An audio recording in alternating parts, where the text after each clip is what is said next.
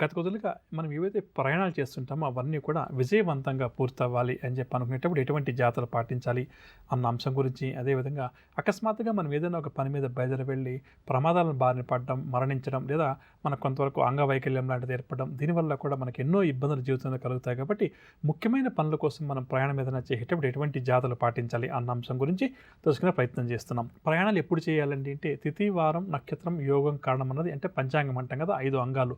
ఇందులో ప్రధానంగా ఏంటంటే యోగం కారణం అన్నది అది మనలాంటి వారికి అర్థం కాదు.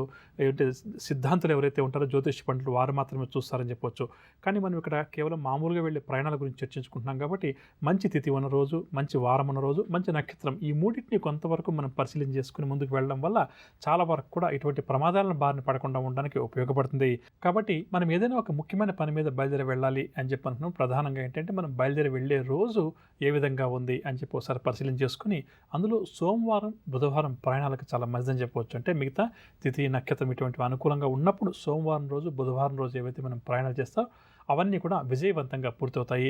అంటే ఇక్కడ ప్రేక్షకులు 2 విషయాలు గమనించాలి. ఒకటి ఏంటంటే ప్రయాణం సాఫీగా సాగడానికి అంటే మనం కరెక్ట్ మొదట్లో చెప్పుకుంటే అడ్డంకులు, ఆటంకాలు, ప్రమాదాల బారిన పడకుండా ఉండడానికైతే, రెండవది ఏంటంటే పనులన్నీ కూడా విజయవంతంగా పూర్తవ్వాలి. అంటే కొన్ని సందర్భాల్లో మనం ఏమవుతుందంటే ఏదో ఒక పని మీద ఒక ఊరు వెళ్తుంటాం. వెళ్ళినప్పుడు ఏంటంటే ఒక రోజులో పూర్తయిపోతుందని చెప్పి అనుకుంటాం. కానీ అక్కడికి వెళ్ళిన తర్వాత ఆ పని ఆలస్యం అవ్వడం కూడా 4-5 రోజులు అక్కడ వెయిట్ చేయాల్సి రావడం, ఆ తర్వాత పని పూర్తవకపోవడం జరుగుతుంది. ఇది కూడా మంచిది కాదంటే వెళ్ళిన చోట పని దిగ్విజయంగా పూర్తవ్వాలి. ప్రయాణం చేసేటప్పుడు ఎటువంటి ప్రమాదాలు జరగకుండా ఉండాలి. అనుకున్నప్పుడు ఏంటంటే ప్రధానంగా సోమవారం, బుధవారం రోజు కొంతవరకు మనం ప్రయాణాలు చేయడం వల్ల మనకు చక్కగా కూడా లాభిస్తుందని చెప్పొచ్చు.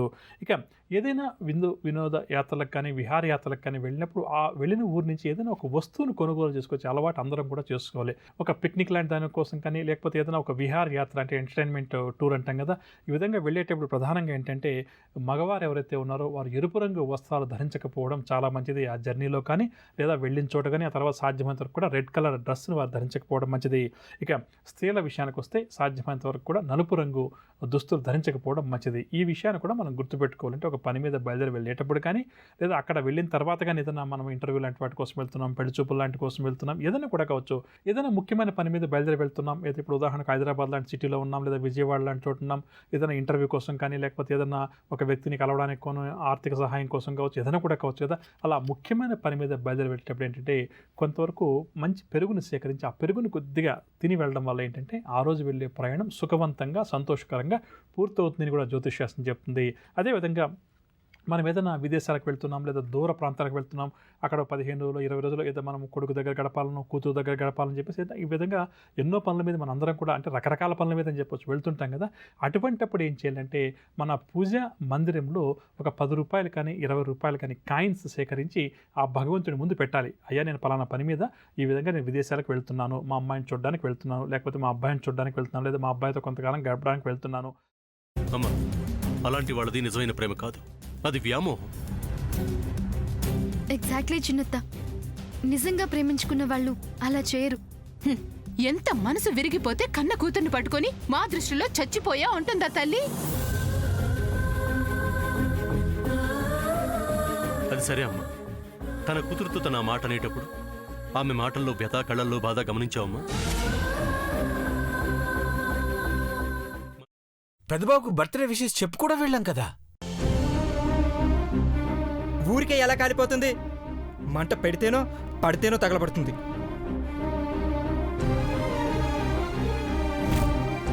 కరెక్ట్ చిన్నబాబు, నీకొచ్చినట్టే నాకు డౌట్ వచ్చింది.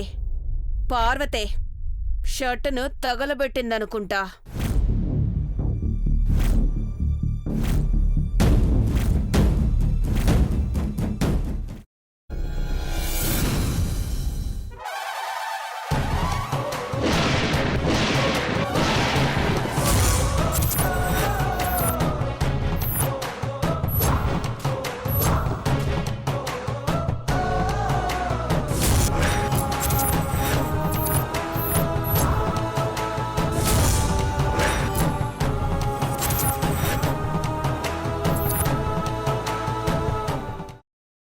తర్వాత పొట్టు తీసేసి చాప్ చేసి పక్కన పెట్టుకోవాలి.